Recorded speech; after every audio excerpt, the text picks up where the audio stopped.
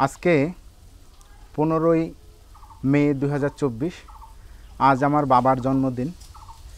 আসলে বাংলাদেশিদের মধ্যে জন্মদিন পালন করার রেওয়াজ খুব একটা ছিল না, আর বাবাকে কখনো শুভ জন্মদিন বলাও হয়নি। তো আমার খুব ইচ্ছা ছিল যে আমার গ্রামের বাড়িতে আমার বাবার নামে একটা সংগঠন কিংবা একটা প্রতিষ্ঠান ডেভেলপ করার। তো সেই প্রতিষ্ঠানটি মানে করব করে করা হচ্ছে না। হঠাৎ করে চিন্তা হলো গত 2-3 দিন আগে যে আমি একটা প্রতিষ্ঠানের কাঠামোর একটা রূপ দেওয়ার মানে কিছু একটা করা যায় কিনা। তো সেই হিসেবে আমি গতকালকে ঢাকা থেকে কিছু বই কিনে নিয়ে আসছি, 8-10টা বই।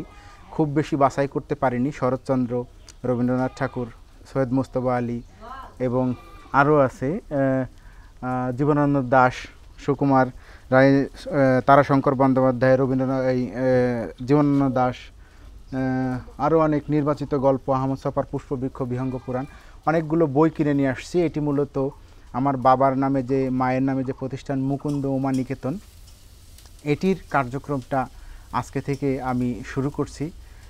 তো এইটা হচ্ছে আমার লাইব্রেরির একটা অংশ, এবং ভবিষ্যতে এখানে ছবি আঁকা এবং গান, এই দুটো শিক্ষার কাঠামোটা চালু হবে।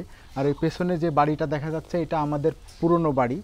এটা যশোর শহর থেকে প্রায় 11 কিলোমিটার দূরে, যশোর সদরের ভিতরে বড় হবিবপুর ইউনিয়নের বড় হবিবপুর গ্রাম। তো এখানেই আমার মানে কার্যক্রমটা আমি পরিচালনা করব ইন ফিউচারে। আর এই লাইব্রেরিটা করার পিছনের কারণ হচ্ছে, আমার মূল উদ্দেশ্য হচ্ছে যে সারা দেশে প্রত্যেকটা গ্রামগঞ্জের স্কুল আছে, কলেজ আছে, মাদ্রাসা আছে, কিন্তু আমার গ্রামভিত্তিক লাইব্রেরি নেই। তো আমাদের চিন্তার উৎকর্ষতা কিংবা আমাদের বুদ্ধিভিত্তিক যে ডেভেলপমেন্ট, এই ডেভেলপমেন্টের জন্য আমাদের যে শিক্ষা কাঠামো, এই কাঠামোর বাইরের বইগুলো আমাদের বেশি বেশি করে পড়া উচিত।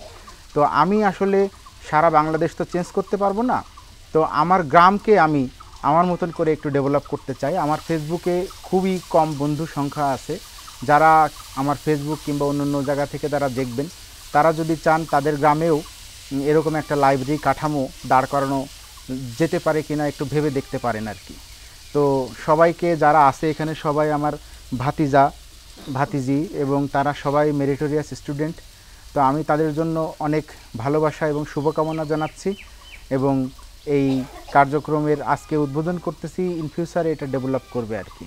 তো আমি সবাইকে অসংখ্য ধন্যবাদ জানিয়ে আজকের এই পর্বটা এখানে শেষ করছি। এবং আমার বাবা মানে মুকুন্দ কুমার বিশ্বাস, উনি একজন বীর মুক্তিযোদ্ধা। ওনার প্রতি আমার গভীর শ্রদ্ধা এবং ভালোবাসা, এবং তাকে আমার শুভ জন্মদিন, বাবাকে শুভ জন্মদিন জানাচ্ছি। শুভ জন্মদিন বাবা। সবাইকে অসংখ্য ধন্যবাদ।